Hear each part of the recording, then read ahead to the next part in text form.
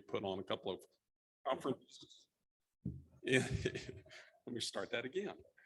My name is Gene Jones. I'm the executive director for a small nonprofit called CanEd, which stands for Cannabis Education. And we put on 3 conferences now in the cannabis sector. The Florida Industrial Hemp Conference, which we just had in this very room 2 weeks ago. This particular one focuses on Florida Medical Cannabis Conference. And then later in July, we'll be doing another one that we started called Cannabis in Sports. And I'll tell you some more about that tomorrow morning. I'm going to hold my opening comments until tomorrow morning when we kick off the opening session. This particular workshop was put together by Dr. Derrick DeSilva, who I'm going to bring up here in just a minute. A little bit about Dr. DeSilva. He presented at our Florida Industrial Hemp Conference, I think 2 years ago, Dr. DeSilva, in this very same room. And then we brought him back last year in Naples to talk at the Florida Medical Cannabis Conference. This gentleman I am extremely impressed with, and I think you will be too after you hear him talk. And I asked him to serve on our steering committee for this year. He approached me with this concept of doing a session on the use of psychedelic substances for treating illnesses, and is going to provide a review of research and therapies and techniques related to that. All of you, I think, got my email that had the speaker compendium, that had the abstracts and bios for all the presenters. So I'm not going to go into, and I'm going to ask the moderators not to go into reading bios for everybody's, in essence, of time, because time is valuable for these events. So with that, Dr. Silva, I'm going to turn it right over to you, sir, and let you run with it.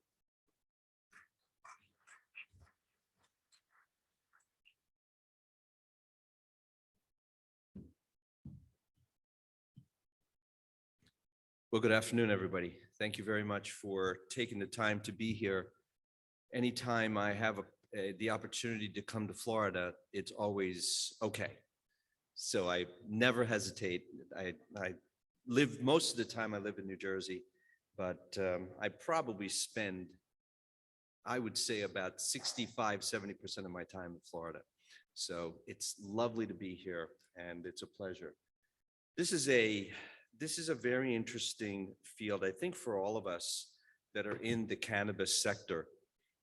This is something that I think is going to explode within the next couple of years. And it's exploding now. Just as a point of reference, I am going to be starting a clinical study that I've raised a substantial amount of money for, to do a trial, and we've applied for an IND, an investigational new drug.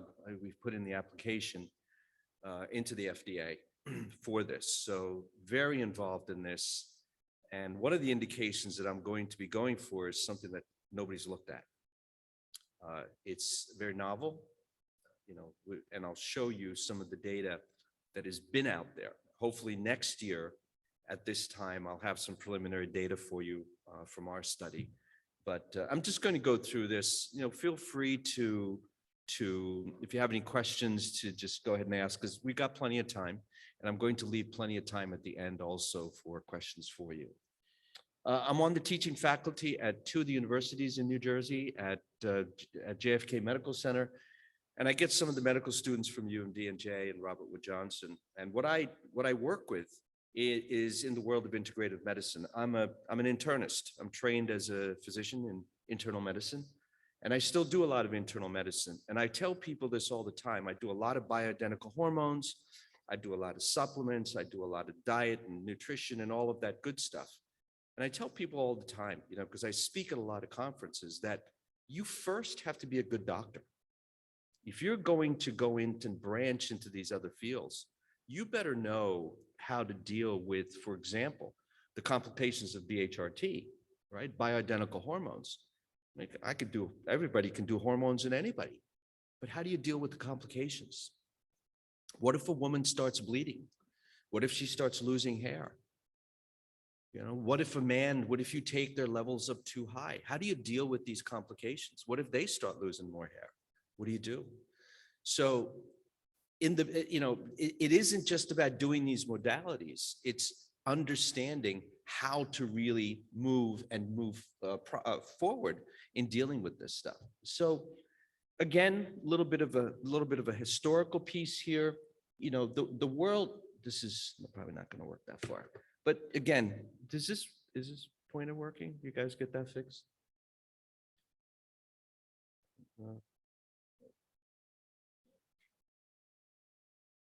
What's that? The laser?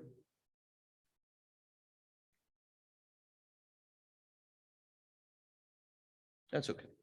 All right. So the word psyche, you know, it has to do with the mind and soul, comes from a Greek word.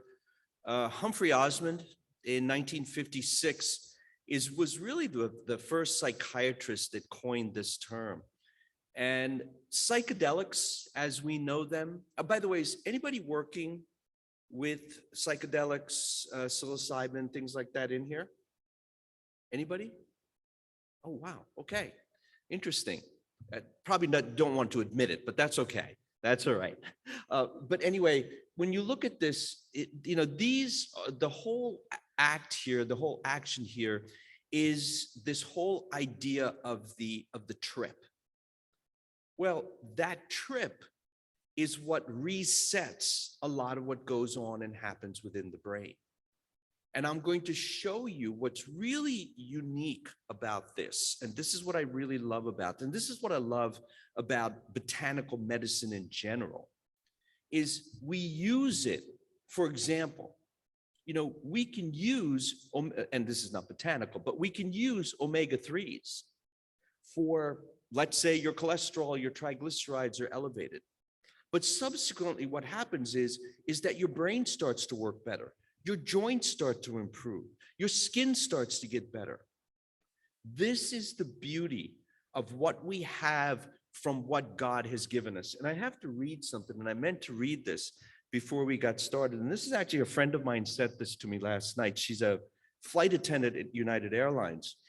And she knows what I do, and she knows I was going to speak here. And she said, and she sent me this little thing that says, health does not always come from medicine. Most of the time, it comes from peace of mind, peace of heart, peace within the soul. It comes from laughter, and it comes from love. So this whole thing of what we're going to be discussing and what we're talking about really sets the tone for me for what this is all about. So yes, there is a hallucinogenic piece to this, but there is a purpose to that hallucinogenic piece of what happens and why it really happens. The earliest known forms of this were, again, from the 1500s. And this was reported in what is called the Florentine Codex from many, many years ago with the Aztecs. And you still can go to the peyote Indian tribes and go through this experience, if you will.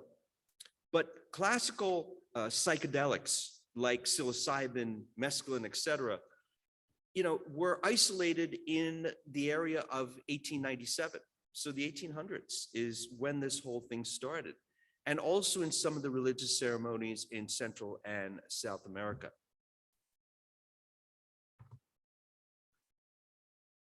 So the scientific study of psychedelics began 1938, of course, and I don't know how to say this in a nice way, but of course, pharma was involved, and I think they're going to get involved as this thing evolves, because they're just going to pick up where they left off. And I have to be careful what I say because this is being recorded. If this wasn't being recorded, you would really have my opinion, or it would be after 2 martinis tonight. So, you know, that's up to you and how you want to decipher that. But anyway, in that area of 1938, and we're talking, what, 80 years ago, 80 plus years ago, was really the beginnings of what we call molecular psychiatry. 9 years later, 1947, Sandoz began marketing and distributing LSD as a psychiatric drug in 1947. And it was used to treat autism and verbal behavior. People were having basically these neuropsychiatric issues. I had a really snarky comment I was going to make, but I figured I'd not say it. But anyway. And then once again here, this whole idea, and in 1957, now this is what, 65 years ago, is when the next renaissance, if you will, really happened. And this is where Hoffman in 1957 isolated the chemical molecule of psilocybin. It then became a drug.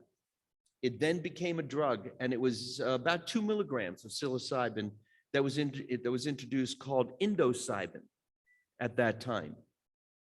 It was in pill form, again, from the 1960s. From 1960 to 1970 is when the you-know-what hit the fan.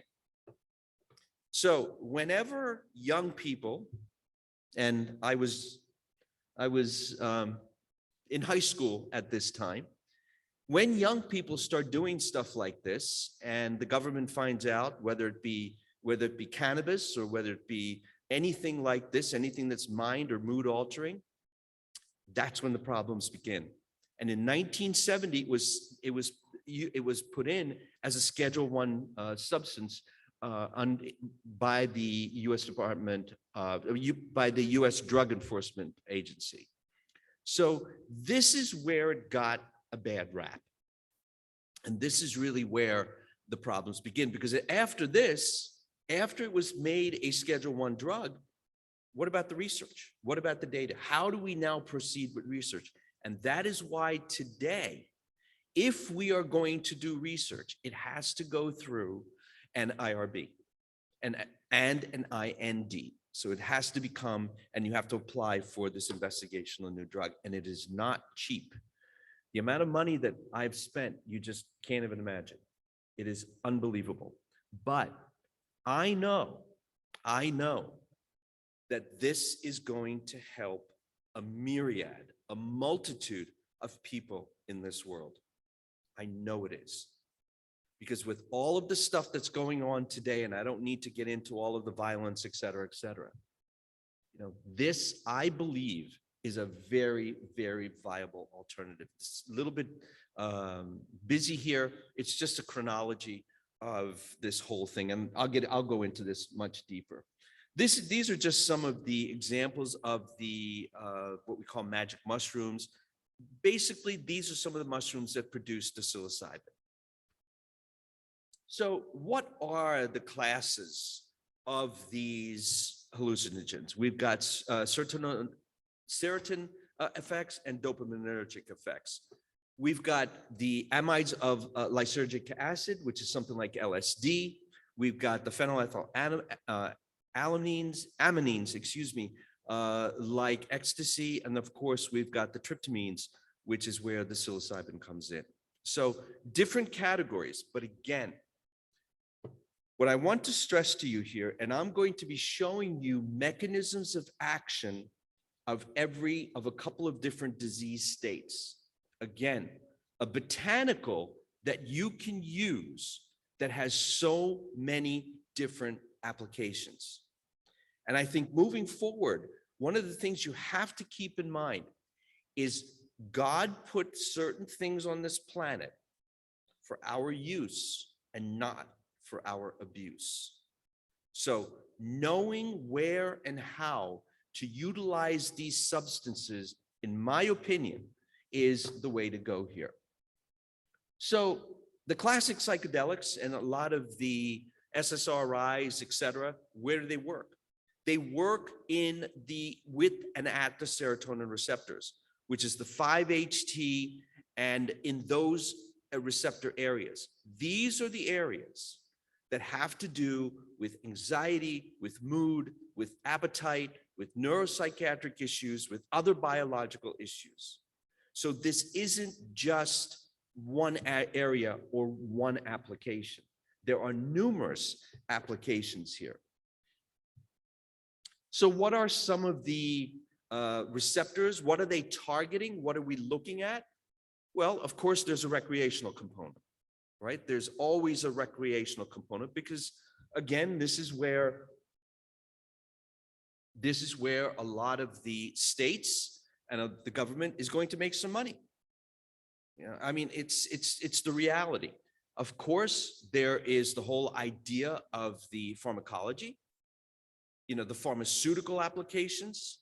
We've got the antipsychotic applications, the whole idea of anxiety. So there's the antidepressant effect. I've already spoken to 2 people here today. They came to me and said that they've had experience with this. And they said that they're new people. They're new human beings without the side effects, without the drugs. And that's the other thing. What's one of the first things that happens when you take an SSRI? What's one of the first side effects that happens when you start using SSRIs? Weight gain. You're depressed, and now you're going to gain 20 pounds. That's not going to make you depressed. That would make me really depressed. If I took something that was prescribed to me as an antidepressant, and immediately I'm going to, within 3 months, gain 20 pounds. Who wants to do that? But what options do we have? Well, I have a couple of options, and I'll talk to you about that just for a minute. What about, I'm not a psychiatrist. As I said before, I'm an internist. But the brain is 60% fat. That's where the word fathead comes from, believe it or not. For those of you that read Goodman and Gilman, that was our pharmacology text going through medical school. It's in there. It's in there. The brain is 60% fat. There was a study that was done by Dr. Lewis, and this was reported in USA Today, one of the big medical journals. If it isn't in USA Today or one of the newspapers, it isn't viable. But anyway, this was reported. It was actually a published study. And I remember talking to Dr. Lewis about this, and he was a colonel. He's retired now, in the Army. I don't know if any of you remember this. They did a study on every GI that committed suicide. The Army and the military is one of the only organizations that saves every drop of blood that is drawn from every GI. They save it. They went back and looked at the fatty acid levels in all of the GIs that committed suicide. And guess what they found? Can anybody tell me what they found? What do you think they found? They had none. Their fatty acid levels, their omega-3 levels were non-existent. The brain is 60% fat. How do you treat the brain? You treat the brain by giving it fat. Now, there are studies that were done that'll say, well, we've given people omega-3s and they don't work. What was the flaw in the study? The flaw in the study was they used 700 and 550 milligrams. That's not a dose of omega-3s. You can walk by a body of water here in Florida and get more omega-3s by just sitting there. The problem with a lot of these studies and a lot of the data is that the dosages are not correct. What would be the dose for somebody that has a neuropsychiatric problem for omega-3s? What is the dose? 10,000 milligrams. What are they giving them? Nothing. If you don't use the right dose in the right form, these aren't going to work. It's like giving vitamin E in the form of just D-alpha tocopherol. It doesn't work. Vitamin E comes in 8 different forms. Alpha, beta, gamma, delta tocopherol, alpha, beta, gamma, delta tocotrienols. You have to use all of them. And this is the problem, which is what is going on today with studies and data that is being reported. What they're using is not the right therapeutic, does not have the right therapeutic effect because the dosage is not right. And number 2, because they're not using it in the right combinations. This also goes with vitamin D. Does vitamin D work? You bet it works in people that have neuropsychiatric issues. How does it work? You have to combine it with vitamin K2 and vitamin A. You cannot take vitamin D alone. And I can do a whole lecture on just that. You have to use the right form of vitamin D. Vitamin D is critical for the brain. So what do I do with these folks that come in? Number one, I do all their blood work. I check their omega-3 levels, vitamin B12. You have to make sure their B12 levels normal. You also have to make sure that their thyroid is working properly. If you don't fix the thyroid, you are not going to fix the problem. And what about my practice, which are perimenopausal and menopausal women? When I see a perimenopausal or menopausal woman, do you know what I do? I run, because that's what I do all day. I talk to menopausal women, but I'll tell you what, you fix a menopausal woman, she will be your friend and she will do whatever you want for the rest of your life. The other person that will kiss you when they come in is who? Their husband or their spouse. So this whole issue of crazy women, they're not crazy. There are hormonal issues.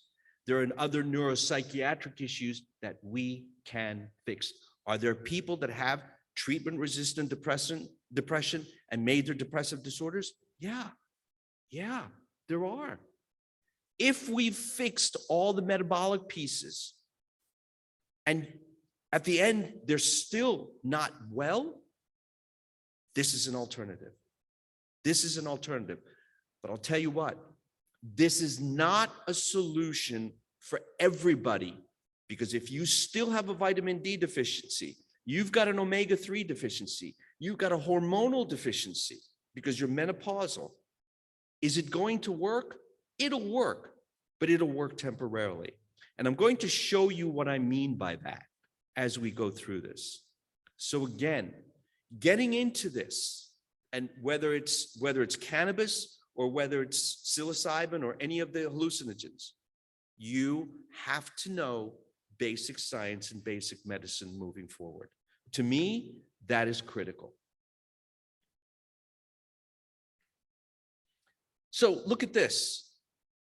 In 2020, it was estimated that 1 billion people were maybe affected by a mental health or a substance disorder. Folks, I think this number is much higher. I think it's much higher. But this number as is a seventh of the population of the world. And by the way, every single one of my slides have references. I'm not making this stuff up. You can look at this and pay attention moving forward. Every single one of my slides has references. This presentation took me, and I presented this at another conference, this took me a good month to put together. I can put a PowerPoint together in a couple of days. But this took me so much time because I wanted to reference everything. The amount of anxiety disorders, which is a very burdensome problem, in 2018 were 284 million people. Depression, the second most common effect, is estimated that 264 million people globally were affected. I think, again, these numbers are a lot lower than what they really are. I think these are way, way, way underestimated. But here's what really scares me and bothers me, is the suicide rate. 800,000 people commit suicide annually. What resources do we have for these people? What about PTSD? What about the GIs that come back from combat? What are we doing for these people? We're giving them drugs that are doing nothing. We're giving them drugs that are depleting the body of nutrients. What nutrient is depleted by SSRIs? What is the major nutrient that is depleted by SSRIs? And this is a critical nutrient for every single cell in the body. Yes, magnesium, but more importantly, coenzyme Q10. Coenzyme Q10 is a cellular energy nutrient. As soon as you say CoQ10 and drug nutrient depletion, what do you first think of? The statins. It isn't just the statins to lower cholesterol. It is the statins, the beta blockers, SSRIs, and most, if not all, of the oral hypoglycemics. The very drugs that we're giving people to prevent disease or prevent the complications of disease are accelerating the disease process. And I tell my patients this all the time. Yes, I still see patients because I love to see patients. I see patients in New Jersey and I see patients here in Florida. I have a Florida license also. This is what we have to do. This is what we have to do. We have to be good clinicians and good physician and practitioners. COVID-19, again, my own theory, why are these symptoms so exacerbated after COVID-19? I've read some studies and I've heard some data on this. It's mitochondrial dysfunction. COVID destroys the mitochondria. And I'm presenting tomorrow morning on some research that we did on COVID-19 the whole effect on the cannabinoid system and what you can do and how you can help that. So again, these are some of the things of what's going on. We have got to put more arrows in back there so we can shoot, because we're running out of things to do. So these are some of the studies, previous and current studies on psilocybin that's going on. There have been quite a few. These two studies from the University of Wisconsin and from Zurich were basically healthy patients. But what's interesting here is what I want to get through to you is dosing. I don't know that we've really figured out dosing yet. Is it microdosing or is it milligrams per kilogram? I don't know that we've really gotten even close to that yet, right? I think that we're at a point where we're saying, okay, we're going to microdose you between 1 and 5 milligrams, or we're going to give you 20 milligrams for a 70-kilo person. We may need to go 25 milligrams if you're a little bit heavier. But what's the dose? How does it work? And how long does it work for? What is the duration? Because if you're going to microdose, you're likely going to need to do the dosing more frequently. And I'm going to show you some data on this. Whereas if you took a higher dose, you likely could go a month, 2 months, even 3 months at that dose. But can you handle the quote unquote trip? How much is that? And is it going to be in a controlled environment?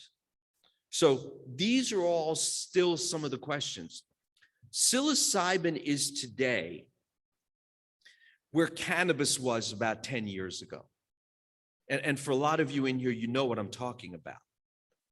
You know, when we mentioned cannabis, and people were getting arrested for selling full spectrum hemp oil, for goodness sakes. I mean, it almost seems ridiculous, but this was happening. It happened in Indiana, it happened in Ohio, it happened in New York, it happened here in Florida. But we are today with psilocybin where we were with cannabis 10 years ago. So keep an open mind. And I'll show you also some of the data at the end from some of the states that have legalized it, some of the states that have decriminalized it. All right. But again, let's go through some of these. And some of these, the first one for the University of Wisconsin, the dose is 0.3, 0.4, 0.6 milligrams per kilo, dosing every 4 weeks. That's a small dose. That's a small dose. And then you have the other doses, which is a variety of regimens ranging from 1 to 4 doses using 45 to 135 micrograms per kilo. So again, I don't know what the right dose is, and I'm not sure anybody really knows at this point. OCD, applications in OCD, 25 milligrams, 100 milligrams, 200, micrograms per kilo. For OCD, this was at the University of Arizona and UCLA. This study is what really got me interested in this whole area. People at end of life, what do they have? What can we offer people with terminal cancer with regard to pain? And the studies that were done at UCLA and at Johns Hopkins looked at these folks who were dying and the fear of death. And they were able to show that they were, again, they weren't as afraid to die. To me, that's phenomenal. We all know we're going to die. And I have to tell you, you know, for me, my mother just passed away about 3 months ago. So, you know, it was, thank God, she passed away at home. And I was actually speaking in Seattle when my dad called me and said, you know, I think mom's had a stroke.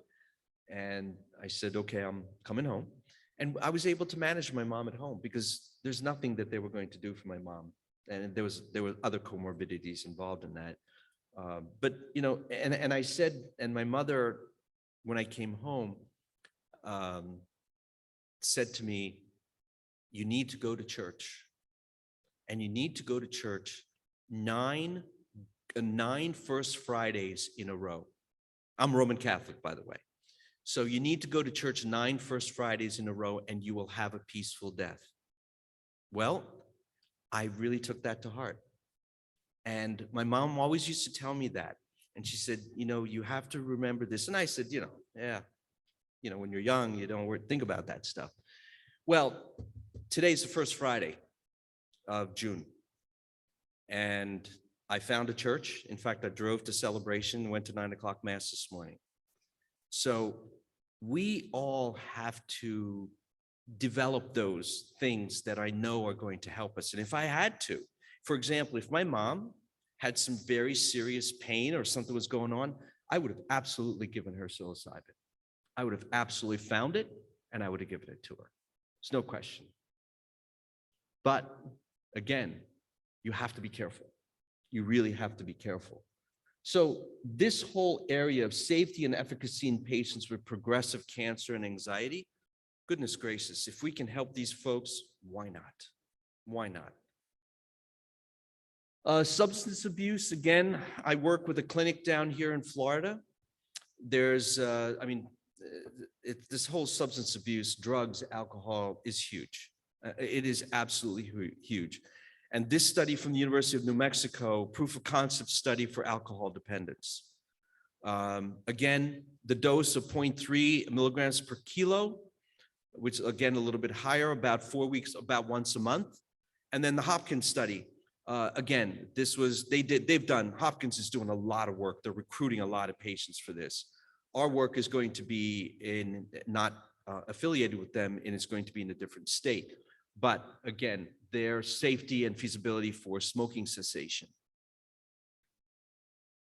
This is where all the work is going on right now when it comes to psilocybin. It's major depressive disorder. In fact, when we applied for our IND, we had to make this part of what we were applying for, that we're going to be looking through, because this is an approved indication.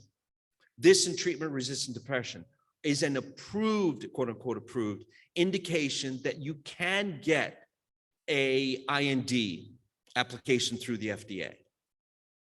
So this has to be part of it. And these are all the studies that have been done. And the nice thing is that if you look at the last one from London, there are some studies that are going on right now comparing some of the SSRIs, and they're using psilocybin with the SSRIs.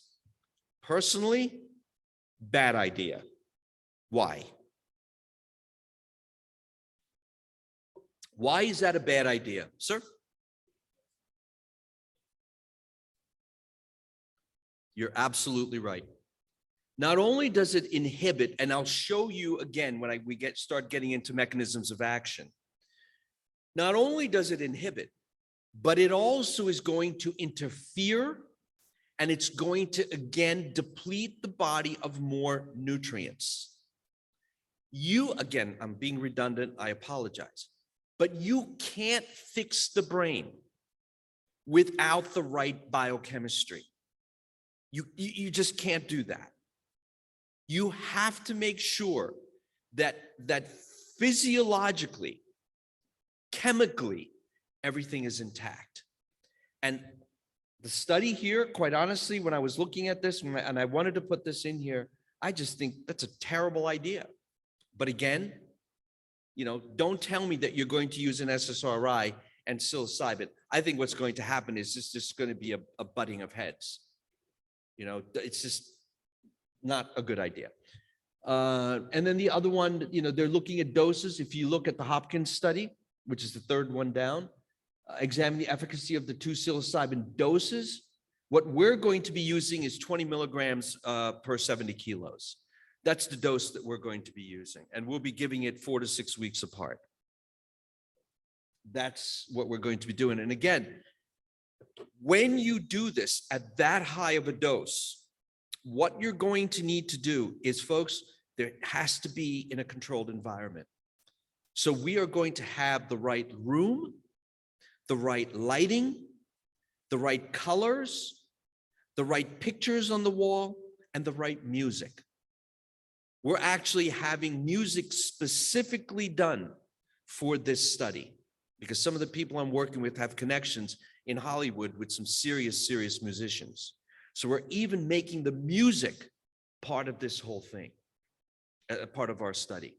And a lot of these talk about it, but they don't really get into detail. We will be doing all the detail because I think that's a very important piece of moving this thing forward. Examining, if you look at the second one down, and this is from NYU, examine of single dose psilocybin in the treatment of anxiety and depression, and that's 0.3 milligrams per kilo. Again, low dose and higher dose on the first study, which is a Hopkins study, looking again at some of the dosage. Treatment-resistant depression. There are some studies and there's some data on omega-3s on helping people with treatment-resistant depression. What is treatment? Is there any psychiatrists in here by any chance? Tell me what treatment-resistant depression means, sir. Because honestly, I don't know.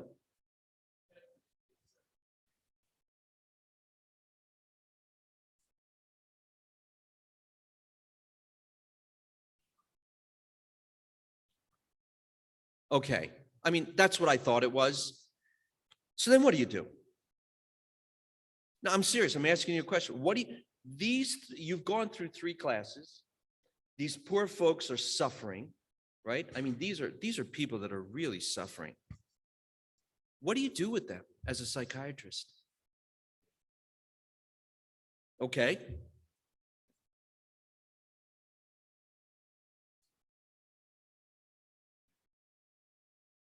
Right.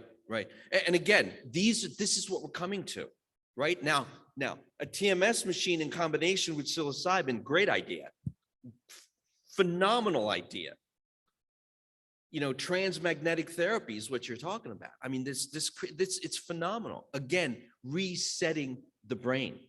So these folks with treatment-resistant depression, if you look at this study, a dose of 10 milligrams and a dose of 25 milligrams, 1 week apart, safety and efficacy for up to 6 months post-treatment. So do we give you a big dose or do we give you smaller doses? I don't know. It depends on what are you treating. Is it major depressive disorder? Is it treatment-resistant depression? How do we dose it? Should we microdose? Should we use a bigger dose? I don't know. And this is what we're going to be looking at as part of our study. So again, some other potential therapeutic windows. alcohol dependence, we talked about drug addiction, tobacco, opioids, generalized anxiety disorder, OCD, PTSD, all mental health issues. Why not? Adjustment disorders, why not? Yes, sir. Sorry? Yeah, that's my next slide here. And there's more. And there's more. I mean, there are a ton of things that we can use this for. And why not? Because we really don't have any other choices. Epilepsy. Epilepsy. My goodness gracious. I have one of my son's best friends, his best friend. They've known each other since they were in pre-K together. It went all through school together, through lower school, middle school, upper school. They went together. They now race together. He's an anesthesiologist, and my son is still extremely good friends with them. They have their third child or fourth child has just breakthrough seizures. But what really bothers me is this. I've talked to mom so many times about full spectrum hemp oil. She's not interested. You know, I don't get that. Why not? What do you have to lose? Right? I just, every time I see her and they're at her house and I'm going to see them on July 4th again. Why not? What do you have to lose? This, again, psilocybin, I think, is another option for these folks. But these are all some of the things that we can use this for. And again, when you look at this and you look at how many applications there are, do you remember when hemp first came out? When you saw these laundry lists of things that we could use it for: autism, PTSD, diabetes, et cetera, et cetera. Say, that's ridiculous. How can one thing do all of that? Well, unfortunately, at the time, doctors didn't know about the endocannabinoid system with all the receptors. And it's not just, you know, it's not just one or two receptors. There are a multitude of receptors within the endocannabinoid system that we haven't even scratched the surface on. This is the same thing. We're in the same place at this time. Okay. So now let's get into how this works and why it works. This to me is really interesting. When I first looked at this, I said, tryptophan. Tryptophan. So psilocybin can be converted from tryptophan. Okay. Do you remember what happened with tryptophan? A company brought in some bad tryptophan, L-tryptophan, from the East, and it messed up the whole thing. And tryptophan was taken off the market because some yin yang brought in some adulterated tryptophan.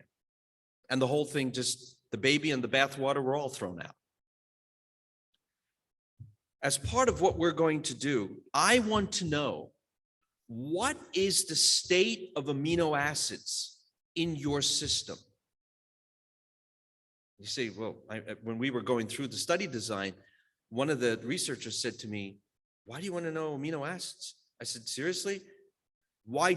You have to know amino acids, just like you have to know vitamin D levels and B12 levels and thyroid levels and omega-3 levels, because the amino acids are building blocks for a lot of what's going to be going on and happening in your brain.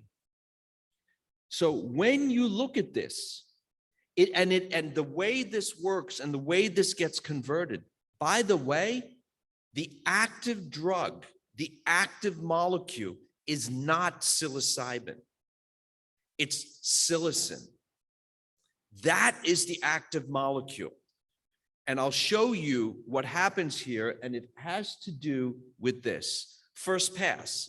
Psilocybin will get into the body, and part of the first pass mechanism is where it gets broken down, and psilocin becomes the active molecule. As it goes through, and this is where the 5-HT receptors come in, And this is where they start to work within the body. Now, those receptors are in various parts of the brain. They're not in one particular area of the brain. And that's the key on why and how it works in so many different disorders. Just like the endocannabinoid system, we have certain receptors in certain areas. Yes, you can take hemp for seizures and neuropsychiatric disorders, but you can also use hemp for your immune system. Why? Because those receptors are all over the body. And it's the same thing that's going on here. There's definitely an analogy of the way this works, right? So as I look at this, you look at this and you say, okay, so psilocin reacts agonistically with these 5-HT receptors to produce this mystical effect, which then triggers something in the prefrontal cortex, in that frontal area. And that's where the antidepressant effect comes in and the anti-anxiety effects. But what about all the other things? Well, I'll show you. So these serotonin receptors are distributed throughout the brain. They're in the prefrontal cortex. They're in the periphery. They're in the ventral tegmental area, and also the thalamus, and also the striatum. They're all over the brain. They're all over the brain and also in the periphery, these 5-HT receptors. And these are the 5-HT2A receptors, all right? These are similar but different receptors within the body. During depression, the medial prefrontal cortex is typically hyperactive. What do the antidepressants do? The antidepressants don't work by calming that cortex down, whereas psilocybin, what it does is that it normalizes the activity of that area. So that's one mechanism of how this works. And one possible antidepressant mechanism of action of psilocybin is via deactivation or normalization of this hyperactivity. So in depression, that medial prefrontal cortex is very hyperactive. What does psilocybin do? Calms it down. Calms it down. That's the possible mechanism of action of how this works in depression. And I'm going to show you some other things. There's also been hypothesized that there is a positive correlation between depression and dopamine deficiency in the mesolimbic pathways. So another mechanism of action is that this is the area of the brain that is the reward center. And it is proposed that there is an indirect mechanism of action by which psilocybin calms this down. And this is an area of the brain that is the area of the brain that is the potential for a lot of abuse. So somebody who has drug abuse, alcohol abuse, etc., this area is very, very, very active. In this particular study and in this particular area with psilocybin, the reason it doesn't hit that area strongly is because of the mechanism of action. And as a result of that, it has a low addictive, low abuse potential. And I'll show you some of the data on that and the abuse potential in just a little bit, because there is no abuse potential. Schizophrenia. Schizophrenia. Another possible mechanism of action of antidepressant action of psilocybin is its ability to increase dopamine. Now, in schizophrenia, there is a dysregulation and an imbalance of serotonin and dopamine. How does this work? Well, it works by increasing dopamine in this particular area. Another mechanism of action. Glutamate. This is another important substance that is critical for normal brain function.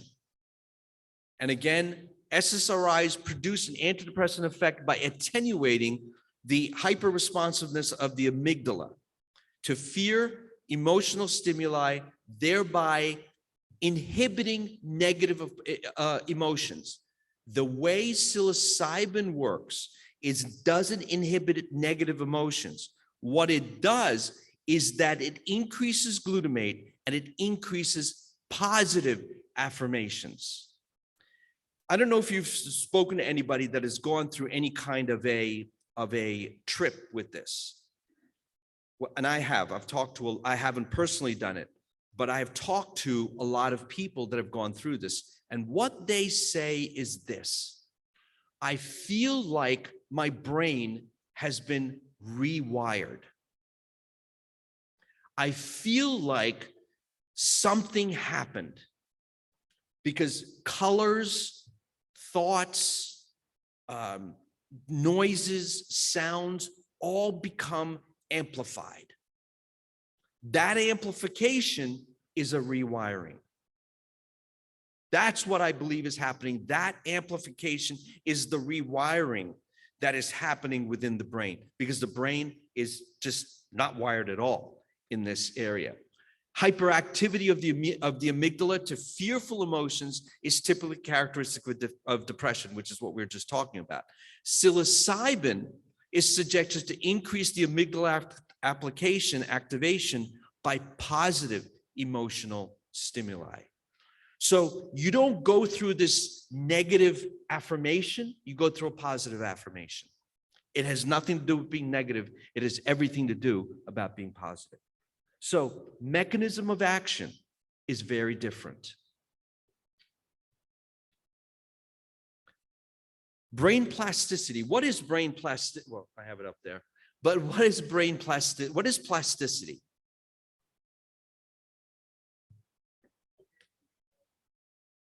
Redoing the neural connections within the brain. That is plasticity. That's neuroplasticity. It is rewiring the brain. So again, think of it this way. You've got a house. The house is old. The house is not doing real well. The bulbs are blowing. You're tripping breakers. You know, you're going through all of these things in the house. What do you have to do? You have to rewire the house. And that's exactly what happens with psilocybin. You're rewiring the brain. And neuroplasticity or brain plasticity is exactly, it redoes these new connections, and it's rebuilding the roads, and it's rebuilding the neurons within the area. Yes, sir.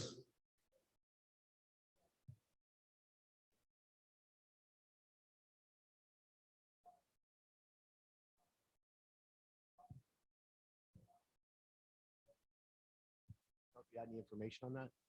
Yes. Do you want me to repeat that question? Just say that again, if you don't mind. So the information that I've looked up suggests that psilocybin is going to be considered a neuroregenerative and a neuroprotectant as well, which is why it has these neuroplastic properties and allows us to create these new neural connections and allow the rewiring of either broken connections or places where trauma has created a blockage. Right, and that's the definition. That's the definition of rewiring or neuroplasticity. It is those areas of the brain that have been damaged, whether TBI, whether it be PTSD, whether it be depression, whatever it is, what psilocybin has the ability to do is to rewire it. And that's what I'm showing you here on this slide. And by the way, there's a reference here. Okay, so I'm not making this up. It has the ability to redo the wiring. So if you've had multiple traumatic brain injuries, you know, you've had multiple concussions, and again, the NFL, the retired NFL players, the hockey players, or anybody that's had repeated traumatic brain injuries, this is a great treatment. This is another alternative to what we can do to help these folks moving forward. And again, 1 month, and this has been confirmed in this study that was done, confirmed by persisting positive effect in increasing the amygdala's response to positive emotional stimuli up to 1 month post-treatment. Again, what's the dose? I don't know. I don't know. It's based on body weight. It's based on height. It's based on where you've been. It's based on what you're treating. It's based on what you're trying to achieve. LSD and other hallucinogens bind to the dopamine D2 receptors. And this is what produces a typical psychotic experience. Psilocybin has no affinity for the D2 receptors. That is why it is not addicting. That is why it's non-habit forming. Again, another reason and another effect that it has within the brain. This was something very interesting.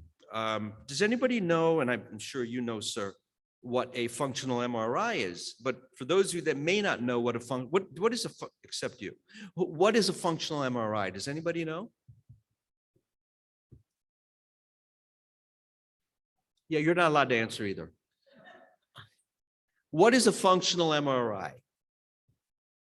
Okay, so he's going to tell us what a functional MRI is. Go ahead.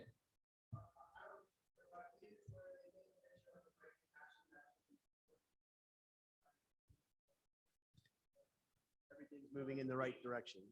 Yeah, he likes to say things twice. How did you know? So it's where they take a picture of the brain in action and see it working, and then try to figure out whether or not everything is moving in the right direction, whether or not it has the right amount of firings in certain centers of the brain for certain production of certain chemicals. Exactly. So what you do is you're given a task and you're put under an MRI machine. While you're doing that task, believe it or not, you can do an MRI and you can see what area of the brain is functioning. You can see where it's working and what it's doing. And in fact, part of our study is going to involve a functional MRI. So I want to see exactly what is being lit up in these folks that we are going to be treating. And what we see here, and this was a study that we look at, that they looked at, where they looked at cerebral blood flow. They looked at cerebral blood flow and they did a functional MRI. Post psilocybin treatment, what the authors in this study reported was that cerebral blood flow was associated with reduced symptoms of depression, increased resting state functional connectivity, and this was all within this whole default network that we have that goes on in our brain. What does all of that mean? What that means is that we can light up certain areas of the brain and we can tell you what it's doing. Now, here's what's interesting. So you have had traumatic brain injury, okay? If you do a regular MRI, you have somebody with traumatic brain injury, what is that particular area of the brain going to look like? Let's say it's the prefrontal cortex, right? It's the frontal cortex. If somebody has depression and they're having all of these issues, what do you think is, and let's say that the trauma was here, what do you think that MRI would look like? Would there be activity in that area? Yes or no? I'm talking about without psilocybin, baseline. It would be no activity.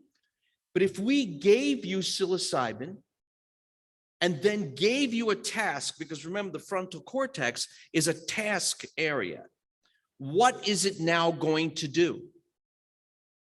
Come on. What's it going to do? It's going to light up. So how does that now light up? Why does that happen? What's the mechanism? Based on what I've said. Neuroplasticity, right? It's building new electrical connections. How is it doing that? It's doing that because of the way the psilocybin works. I told you it has neuroplasticity effects, meaning it will rebuild the electrical system. But now I can show you, depending on the disease state, where it's being rebuilt. Is it the amygdala? Is it in the frontal cortex? Is it in the prefrontal cortex? Where is it in the brain that is rebuilding? And that's what we're going to be looking at as part of the study that we're also doing. Yes.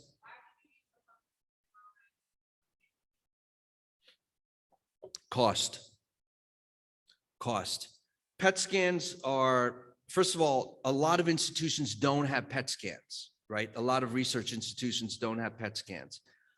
Where they do have are MRIs, and it's just software. It's a software change. So that's one of the big reasons. I'd love to use a PET scan, but again, it would just, the cost is just astronomical. Alteration in the default mode network is characterized by people that have anxiety disorders. And again, this is another possible mechanism of action, because what we can show, and this is in the medial temporal lobe area, right? The medial temporal lobe area is now what gets activated. And again, we can see what the disorders are. Is there a mixed disorder, which any psychiatrist will tell you? A lot of these people have mixed disorders.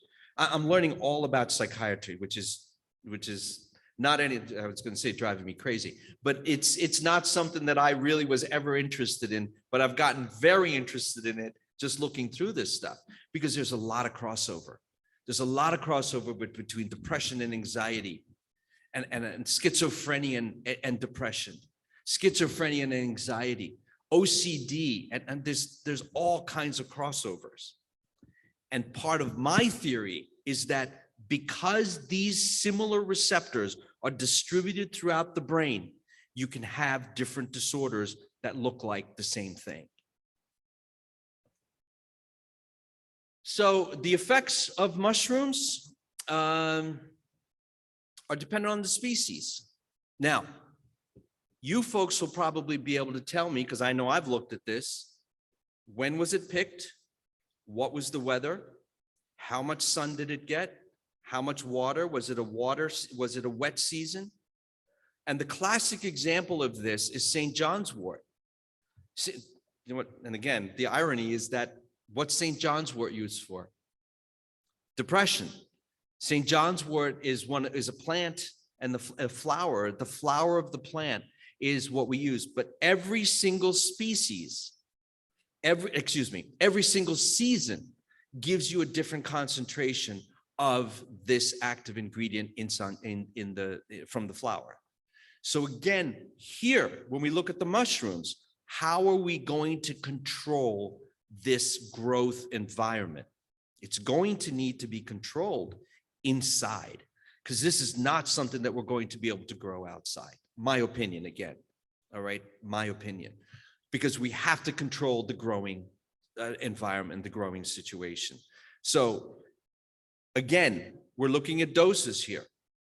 So an individual's mindset, an individual's body type, an individual's weight, their tolerance. Have you done this before? Have you taken? I mean, there's all kinds of variables. For me, I would probably need a very, very small dose because I haven't done this before.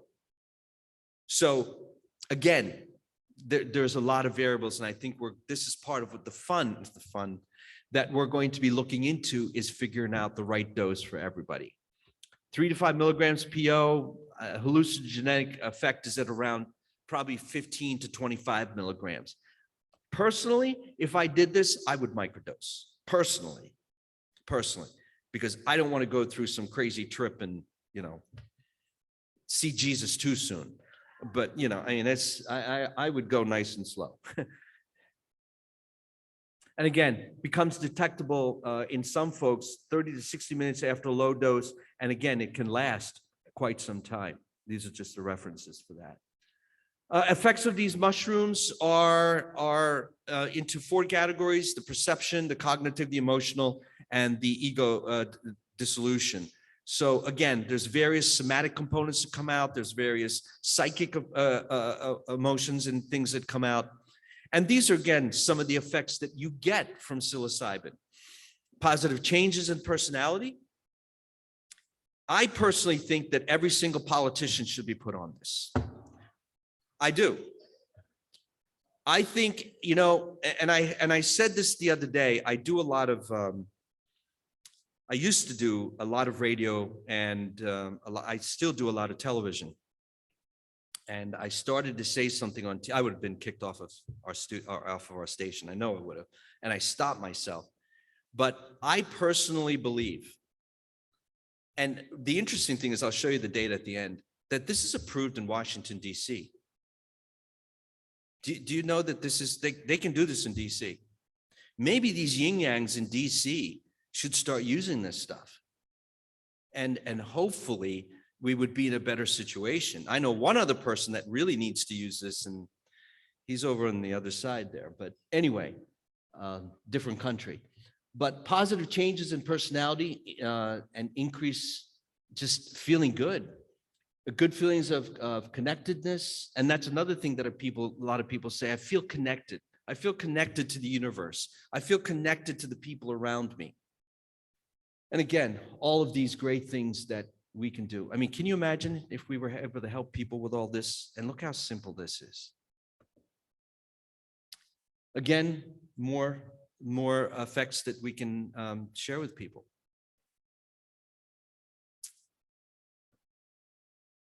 So duration of effects depends on the dose, depends on the person. Some persisting up to 6 months after a single dose, some up to 14 months after psilocybin therapy. Depends on the person, depends on the situation. It is, this is, again, this, when I saw this, as I was reviewing this, I thought, wow. So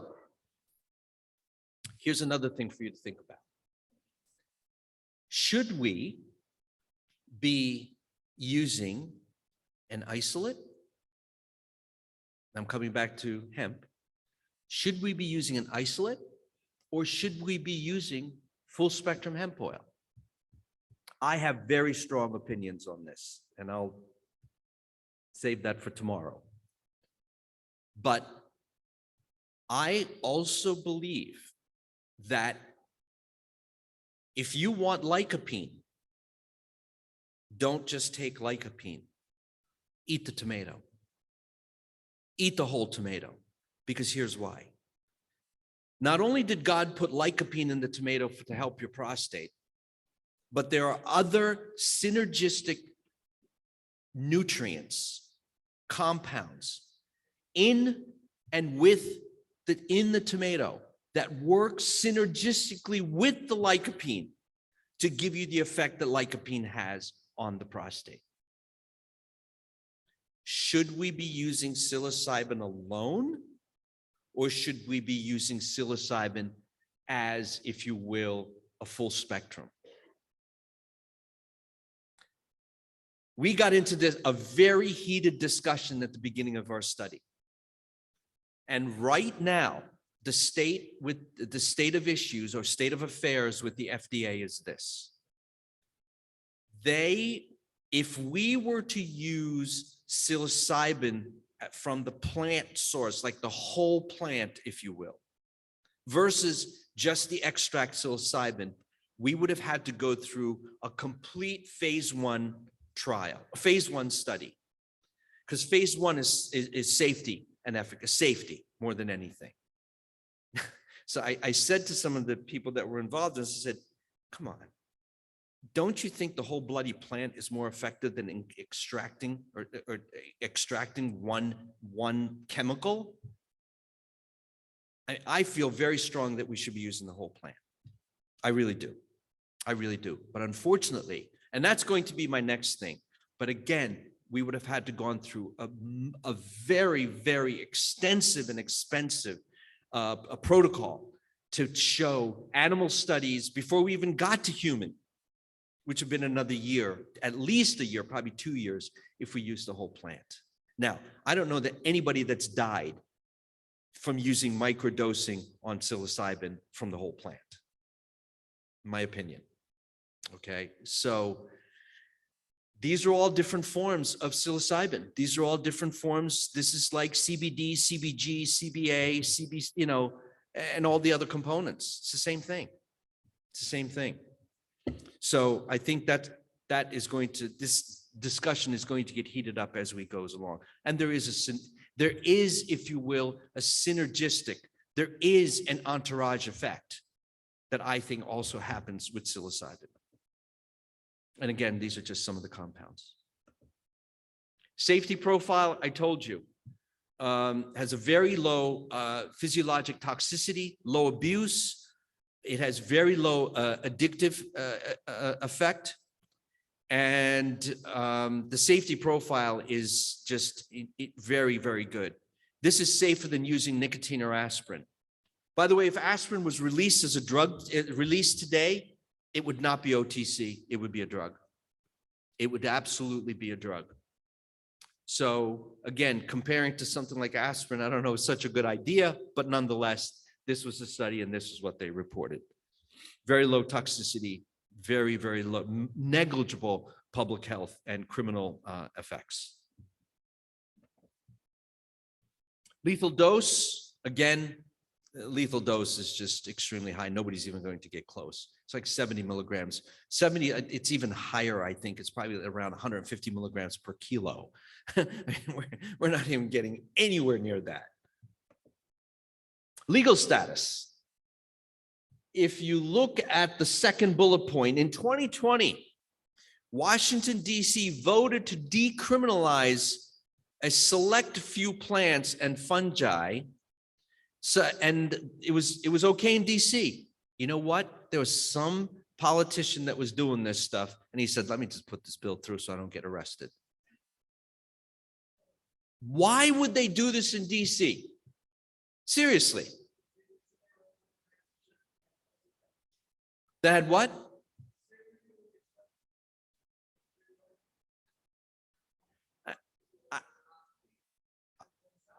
I don't get it. I honestly don't get it. But in 2019, Denver, Colorado, and Oakland, California were the first cities to decriminalize, not legalize, psilocybin and in those areas.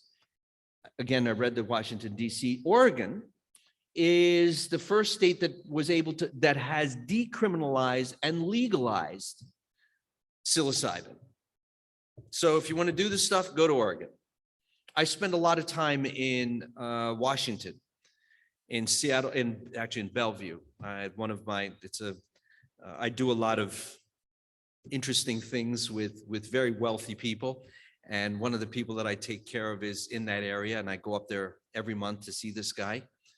And, you know, and I should go over to Oregon sometime and check it out, see what's going on over there. But states like California, states like Colorado are putting these grassroots effects together to decriminalize all of the psychedelic mushrooms. By the way, guess where all the research is going on right now? In Jamaica. So seriously, there is so much research. There are so many studies going on in Jamaica right now with psilocybin. Psilocybin's probably been in Jamaica for, 300 years. It's just what it is. It's just what they do. So look, this is a therapy. This is a modality that I think we need to start paying attention to. You know, the potential for abuse is so low. It really is. Nobody's going to die from this. The addictive potential is low. It is very safe and it works. Now, have I personally experienced it? No. Have I spoke to lots of people that have experienced this? Yes. Is this in my frontal cortex to try? Yes. Yes. Because I really think that at some point, we have to be able to offer something else to some of our patients that are out there and the people that are really, really suffering. We have to have an open mind. You know, we've got to start paying much more attention to these poor folks.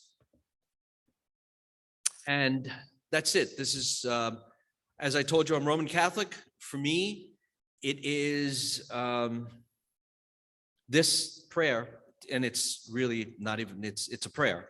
But for me, it's a way of life, you know. And again, I would imagine if I did something like this in Assisi, I went to Assisi, and I was with the Franciscans through high school, through college, and part of medical school went to church one day and I saw a Franciscan sing mass. I thought, oh my goodness, I'm never going to get away from these guys. Geez, they're just haunting me, but I loved it. But for me, this is really a way of life. Make me a channel of your peace. Where there's hatred, let me sow love. And not S-O, it's S-O-W. Let me sow love. Where there is injury, pardon. Where there's doubt, faith. Where there's despair, hope. And I think this is where the psilocybin really comes in. And I think a lot of what we are doing as a community, I think we can continue to do that and continue to foster the research, continue the development, and let's show people, the politicians, the other physicians out there that look at this and say, what are you doing, man? What's that magnetic stuff that you're doing? Are you crazy? So no, I'm not crazy. It's another modality that I can offer to my patients and give them hope. So I'm ending very early. I'd like to open up a discussion with anybody that wants to ask any questions or produce anything. But I really appreciate you being here, and thank you very much for your attention. God bless.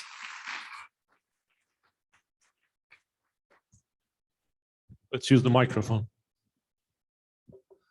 Yeah, Bob from the Compassion Clinic in Crystal River Marijuana Clinic.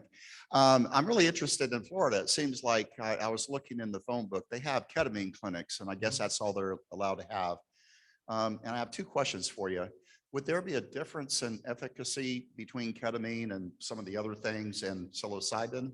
That's the first question. Let's do one at a time. Okay. So ketamine is an approved drug by the FDA, right? And that's why they're able to get through this. But the difference between ketamine and psilocybin is monumentally more not only effective, but safe. So does ketamine work? Yeah, ketamine works, but I think psilocybin is going to work much better. Again, it's in that category 1. And for us to break out of that, listen, hemp was a category 1 substance until 3 years ago, 4 years ago. And we had to break out of it. And it's the same thing that's going to happen with psilocybin. Yes. The second question is, what does an actual clinic look like? Because I know my clinic is a pretty mild thing. People come in, talk to them, give them a card. I couldn't imagine a psilocybin or maybe in a different state, a clinic where you're actually putting them in a psychotic state for a while, having to babysit them. Do you need a psychiatrist? You need security. What do you need? What's a typical clinic look like? That was my second question. You're absolutely right. You're absolutely right. Again, we are going to be running a study, right? This is not my office, either here in Florida or in New Jersey. It's just not. We're running a study. It's a very controlled environment. Yes, that clinic looks like 3 rooms, which is what we're going to have, 3 rooms with a psychiatrist on there while we're administering the psilocybin. The room is going to be a certain color. It's going to have certain music. It's going to have a certain lighting. We're controlling all of that because from the research and from the data, the better the environment, the better the control of the environment, the better the response that these people will have. That's the data. That's what we have seen. So we want to go that way to see what our results are going to be.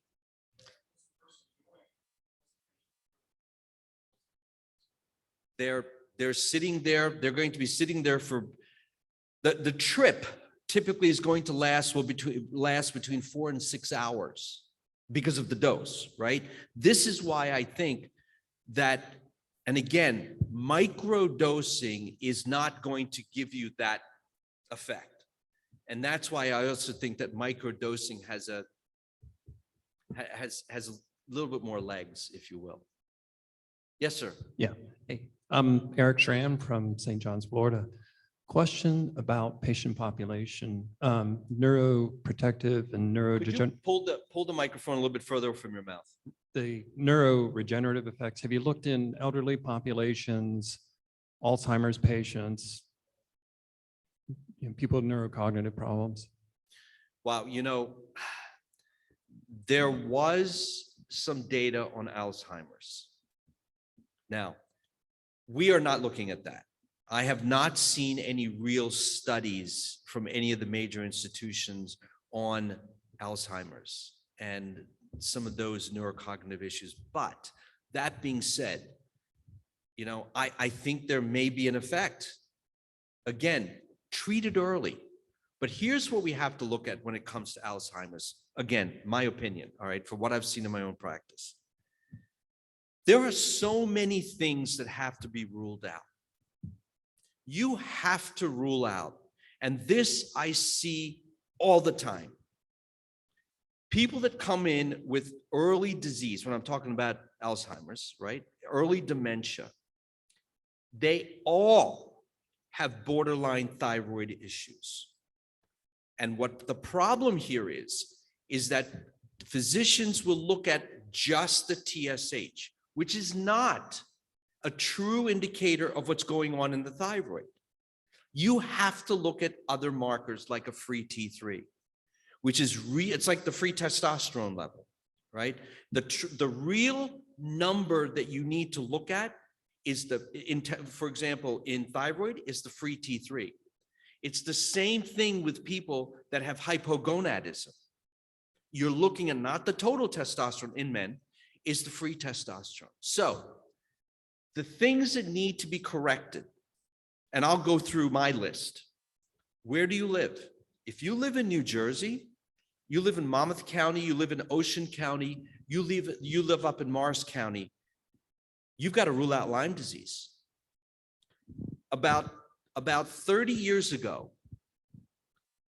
again, I'm not tooting my horn, I'm just trying to make a point. I was presented an award by the International College of Angiology in Sweden. I presented a case, and I was very young back then. I was in my early 30s, and this patient came in. He lived in an area of New Jersey called Monmouth County. He had a 34 KDA band, a 34 band that was positive, and all of the other bands on his Western blot were negative. I said, this guy's got Lyme disease, because the 31 KDA band is what is called the OSB. It's the outer surface protein B. And I said, this guy's got Lyme disease. And I went to, this gentleman's name was Stanley Harris, who is the director of Blue Cross of New Jersey. I went and talked to him about this patient, and I got the approval to do IV therapy. Guess what? 4 weeks later, he was out of the wheelchair, his Foley catheter was out, and he was walking around. He was admitted to a nursing home with dementia. That happened over 4 weeks. You don't develop dementia in 4 weeks. I treated him for Lyme disease, and he got better, totally better. So Lyme disease has to be ruled out. Thyroid disease has to be ruled out. You have to rule out a B12 deficiency. You have to rule out senescent cells, cellular senescence. I don't know if you know what that is, but cellular senescence is what the cells go into a resting phase. And you've got to re-energize the cells. PQQ, coenzyme Q10, carnitine, D-ribose magnesium. You also have to rule out heavy metal toxicities. You will not treat anybody for dementia unless you rule out heavy metals. It's not going to happen. So once all of that is ruled out, would I try psilocybin? Yes. Yes. But if they're hypogonad and if they're hypothyroid, I don't think it's going to work. Sorry, that was a long answer. Sir. So I have several questions. Pull the mic So I away. have several questions. Hold on. Pull the microphone away from you. So I have several questions. Great. Now I can hear. Okay, so I have several questions. So I hear you talking about doing the research study and how you're setting the environment for it, and you're going through the room color and the music, and then I'm wondering if you've actually worked with anyone who's ever had these experiences before to set it other than just the studies and the research? Because personally, I feel like if you sterilize the environment and standardize it, your research in the study will be skewed based on the response of your patients, because all of the patients that I have in the past heard of who have experienced success with this, most of the environment is usually conducive to either something they're dealing with specifically, addressing it with intention through trauma-based response. And so I'm wondering if you've worked with anybody who's actually done this themselves to say, hey, look, this is something that either would be super helpful or could really ruin the results of your entire study. Well, I agree with you. Hey, I'm sorry, sir? I think what he's saying is, look, we're going to be working in a very controlled environment, right? Our environment is very controlled. I think what this gentleman is saying is, should you not work with people that is not such a sterile environment, right? Because, and I'm afraid to answer that question because we have investors and that's part of it. But part two, I think when we microdose is going to be different. Because I don't disagree with you there, because between the microdosing and the research dose, I'll just call it the research dose you're saying. Because when you say that you're expecting these people to have, as this man said it, a psychotic experience, which clearly tells me he's never, ever done psychedelics, because it's not a psychotic experience that you're having. What you're having is a very therapeutic experience that allows you to take your mind and your ability to process your thinking to another level to have an experience you couldn't have otherwise. And when people, like he said earlier, abuse things and take doses that are far in excess of necessary for their therapeutic benefit, those people are the ones that have what's called a negative experience and don't know how to handle it and process it. They're not actually having a psychotic episode. So I just don't want to hear things like that thrown out, misrepresenting the experience that psychedelics have for patients. And so when you talk about how you're going to have to babysit these people, well, most people don't need to be babysat who are doing psychedelics. They're actually doing the psychedelics so they have the ability to do the things they normally want to do and can't because they don't have access to those regions of their brain. But I think the issue here is that the people that I'm talking about are at much higher doses. I am not talking about people that are using microdosing. I really believe, I think everybody, whether it's the first time or the 100th time, you should be in a controlled environment because you don't. I'm giving you my opinion. Well, yeah, and that was another question. How personally, I'm wondering, how could you possibly do this study and even go into it knowing what you need to know without ever having microdosed yourself? Like personally, I'm looking at it thinking you need to go to tomorrow to Jamaica or this weekend, because seriously, when I tell you that the personal experience you'll gain from a single 0.28 gram microdose will change probably the entire way you're perceiving addressing psychedelics. Just from all your research and your presentation is fantastic. It opened up a ton of things I'd never connected. And I know inside of me, I go to Colombia frequently, South America, where it's unregulated and it's not illegal. Mm-hmm. And if you went and had an experience where you just microdosed, and then that gentleman, if you just microdosed one time, there would be something that would click for you that would go, oh, what was I? You know what? I don't disagree with you. I totally don't disagree with you at all. I personally, it's been, you're right. Maybe I'll call you, yeah, but the trips on you. Thank you. Yes, we'll go to Jamaica. There you go. We'll go to, hey, I speak Spanish, so it's not a problem. We can go wherever you want. Anybody else? Any other? Sure. Wait a minute, can everybody hear her? Because I'd rather not use the microphone, quite honestly, because that's. But it's for Oh, the you're recording. it. Okay, go ahead.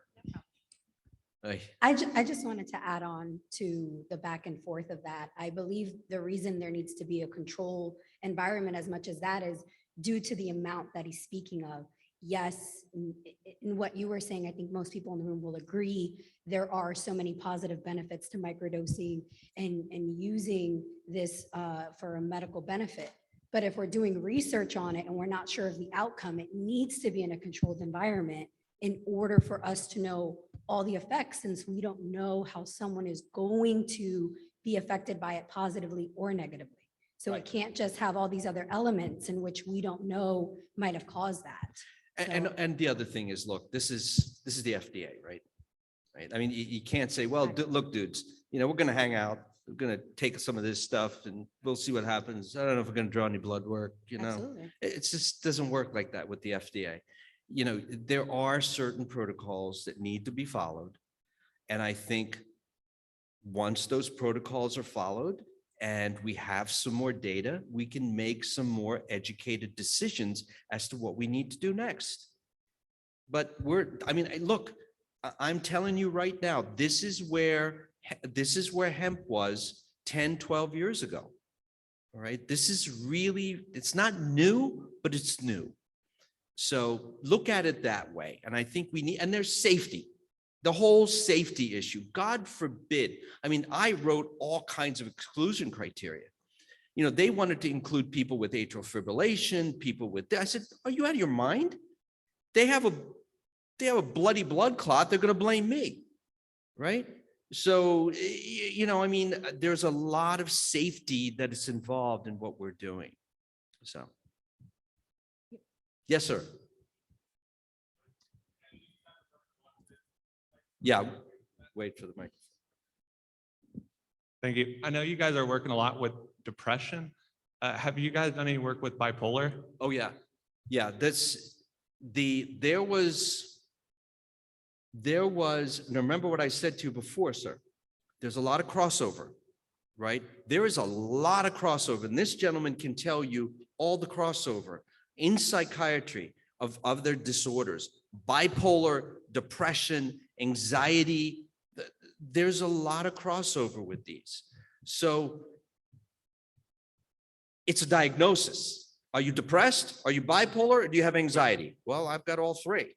Not me, but this person is all three. Which one are we treating? I don't know. Maybe they'll all get better. That's one of the things I was going to say, because bipolar is misdiagnosed as depression a lot of times, which then the SSRIs are not going to fix. And then it ends up being a failed treatment when it's really you are trying to treat something that's not actually the issue. And that's where the drug mistakes come in, right? Because you use a certain drug for this. I'm going to use this drug for the bipolar treatment, but this person's really depressed. Maybe we should have used this drug for depression because you were misdiagnosed. And that's the beauty of, I think, the hallucinogens, is that it's going to hit all of those because of those receptors and the physiology of where this is. Which also, you said it's just one dose, right? And then you guys have the. Yes, our study is going to be one dose. So you guys can tell if it's working a lot faster than, 2 Oh, yeah. weeks on an SSRI Oh, yeah. or similar. For sure. And I am drawing, whenever I've done research, I always go into certain, and I'm going to present this data tomorrow, actually, that we did a study on, that we've got published in Clinics in Medicine, which is a peer-reviewed journal. And I was one of the authors in that. And what we looked at was, one of the things was coincidental, and I'll tell you this now. We were looking at certain markers, and I said, you know what? Let's look at hemoglobin A1C. Does anybody know what hemoglobin A1C is? Hemoglobin A1C is a marker for diabetes, right? It's if you have diabetes, it's what's your blood sugar been for the last 120 days. So I said, let's draw hemoglobin A1C. Well, guess what? That hemoglobin A1C came down so significantly that it amazed some of the people in this protocol. And I know why. And I know why I said that. So you'll have to come to the lecture tomorrow to find out why I said that. And it worked. So I drew a bunch of markers because what I like to do is when I design these things, I think of the physiology. And I think of the physiology for the whole body. I'm an internist. I'm not a cardiologist, I'm not an endocrinologist, I'm not a pulmonologist, but I've had training in cardiology, endocrinology, pulmonology. I've had training in all of this. So when I look at the person, I look at this system is being affected and this system is being affected, but why are they both connected? And that's where that information came on, because they said to me, DeSilva, why are we drawing blood sugar when we're looking at something else? I said, just do it for me and you'll see a difference. So that's the way we as physicians have to think. And you as clinicians, I'm assuming, have to think. So don't be afraid to think that way. And I had one last. I don't want any more questions from you, dude. No, I'm kidding. So how was that dose chosen and why? Because it seems to me like you're almost picking a dose that's counterproductive to what you want to get out of the. Now, the dose was chosen based on remember I told you, we're dealing with a government agency, okay? A government agency, and I don't know if you've ever been through has anybody been through an IND process with the FDA? Okay, it is not fun. It is absolutely not fun, because here's what happens. You send in all the paperwork. Some person sitting at a desk who has no clue what you're talking about says, oh, okay, maybe we should do this or we shouldn't do this. We had abbreviations and acronyms all over this thing. And I said, no, take out and this almost had to be rewritten. There were, every single little, abbreviation. I said, spell it out, because the people that are going to be reading this will have no clue what you're talking about. They're not physicians. They're not even close to being, medical people. So we had to go after an approved dose that has been used in other studies. Because remember, if we go above, we've got to go through all kinds of safety studies and safety data. Okay. So, but I will say this to you also. I am going to be looking at an endpoint that nobody's looked at. I'm going through the back door on this, because nobody's looked at what I'm going to be looking at. And I unfortunately can't share that with you right now, but it's a way for me to get there. But you're right. I hate agreeing with you, but you're right. I'm only kidding. Anybody else? Okay, so we're having a psilocybin party up in my suite. Just kidding, I'm only kidding. Seriously, anybody else have any questions? Okay, well, thank you very much. Enjoy the rest of your evening. God bless, folks.